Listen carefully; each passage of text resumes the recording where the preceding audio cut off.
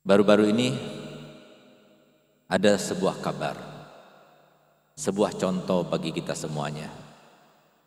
Tatkala kita sudah jauh daripada ajaran Nabi kita Muhammad SAW, dunia ini tampak suram.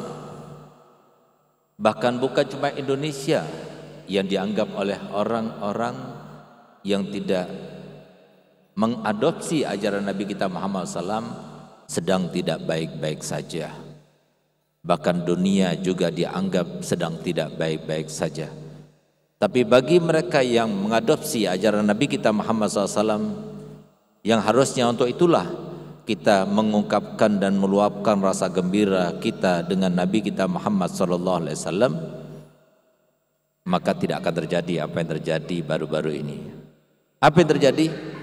Ada seorang ibu yang dengan rasa ibanya yang paling tinggi yang pernah ada setelah rasa iba Allah kepada hambanya, rasa iba Nabi Muhammad kepada umatnya adalah rasa iba seorang ibu kepada anak-anaknya.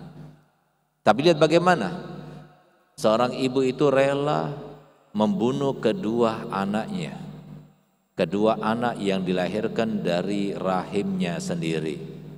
Setelah dibunuhnya, kemudian dia rela bunuh diri. Untuk apa dia lakukan itu? Untuk hanya menyatakan kepada suaminya, sebagai bentuk protes kepada suaminya, saking tidak terbendungnya rasa kekecewaannya, saking tidak bisanya terbendung rasa kecewa kepada kerabat-kerabatnya, begitu pula tetangganya dan masyarakat sekitarnya yang terus menghinanya dan merendahkannya karena dia terlilit dengan hutang dan lain sebagainya. Seakan-akan hanya dia yang diuji oleh Allah. Seakan-akan hanya dia yang dirundung dengan masalah. Seakan-akan hanya dia yang diberikan cobaan dan ujian oleh Allah Ta'ala. Padahal kalau seumpama dia belajar kepada ajaran Nabi kita Muhammad SAW, maka tidak akan terjadi yang semacam ini.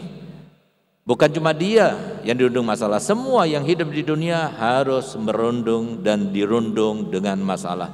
Tidak ada seorang pun di antara kita kecuali sudah sedang atau akan terjangkit dan mengidap atau terjadi kepadanya masalah. Karena masalah itu adalah sebagai pertanda bahwasanya kita adalah makhluk yang hidup. Itu yang pertama. Yang kedua, masalah itu menunjukkan bahwasanya kita adalah hamba Allah, bukanlah sebagai Allah Tuhan. Kenapa? Karena kita hidup bukan dengan kehendak kita, tapi kita hidup dengan kehendak Allah. Kita hidup bukan dengan rencana kita, tapi kita hidup dengan rencana Allah.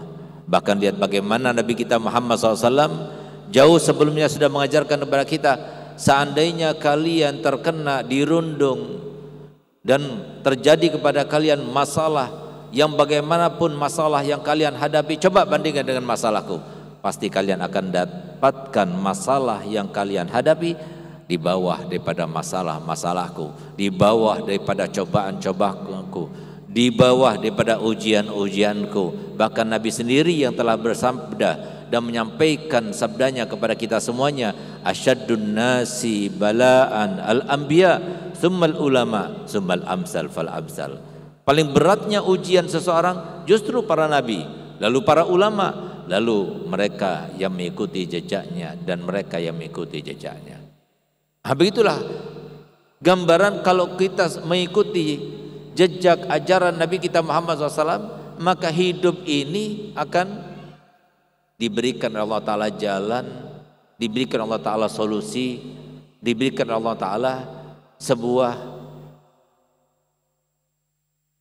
hempasan daripada permasalahan, sehingga tidak menjadi sebuah halangan dan terjalan yang menyebabkan dia akhirnya buntu jalannya, yang akhirnya kemudian berpikiran pendek, akhirnya bunuh diri dan sebagainya.